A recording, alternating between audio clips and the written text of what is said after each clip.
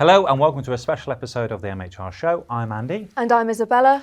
And for those of you that have been following our MHR episodes for the last couple of years, you know that as soon as there is a legislation change or a statement or a budget from the government, we're here on the sofa to give you what that means for businesses straight away so you know what to do next. And this year is no exception. We are joined on the sofa by James and Rachel from our legislation team. Hi guys. Hi. Hello.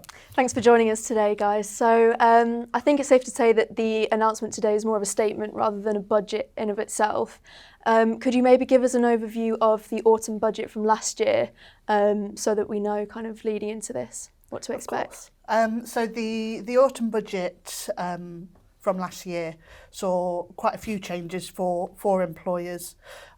We had the threshold changing, the employment allowance changes, and also the change to small employers relief. So that budget did have a big impact on employers and the costs that they have to pay. Mm-hmm. So following on from that then, what were the key headlines from today? I mean, today is probably no news is good news, really. I mean, it's probably what we should have expected. So we've actually had a politician more or less stick to their word and not make any significant fiscal changes from the autumn budget. So ahead, changes to tax was being, posited as a possibility, but none of that has happened. So kind of everything that stood at the autumn budget is still the case. The statement today was, we're in a gloomier outlook for the economy and the country finances than last October. But what the Chancellor is kind of proposing are cuts to benefits and foreign aid spending, and then beyond that it's very much around driving government efficiency and investment to promote growth.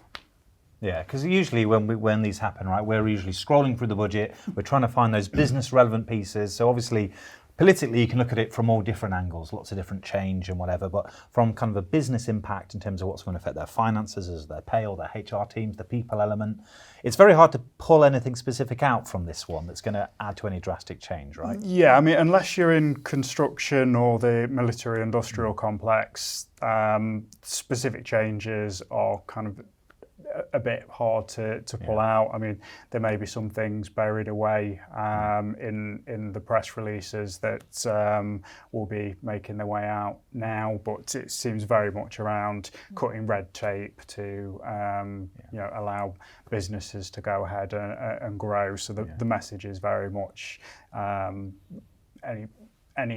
kind of offsetting the increased national insurance is going to come through growth as opposed to any other support for businesses there. I suppose businesses may have also been looking at this as actually, I want some of those incentives actually because I'm recognising these national insurance changes happening from the start of April. So I suppose for our advice for businesses, if they were going to take anything away from this statement, isn't that there's not much in the statement itself, but it's more about, actually let's keep focusing on those changes happening in April perhaps? Mm-hmm.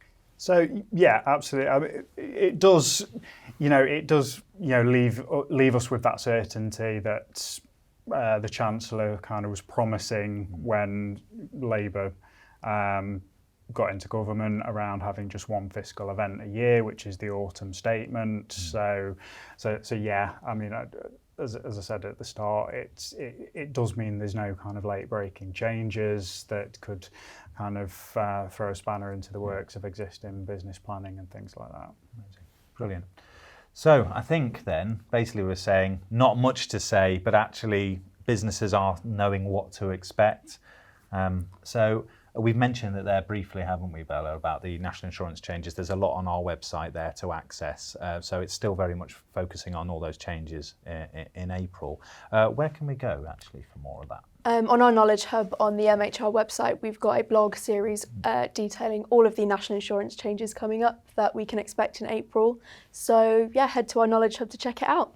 Perfect. And I suppose you guys, if anything does change that we're not expecting it to, we'll get you straight in to talk about it. Thank you for joining us. Thank you. Hopefully in autumn we'll have a lot more to say, right? Yes, I would imagine I so. expect so, yeah. Brilliant. Until then, if you need any more information, like Bella said, we've got our Knowledge Hub. There's lots of stuff there on national insurance, but there's everything HR, payroll, finance. Until then, I've been Andy. I've been Isabella. Thank you guys for joining us. Thank you. Thank you.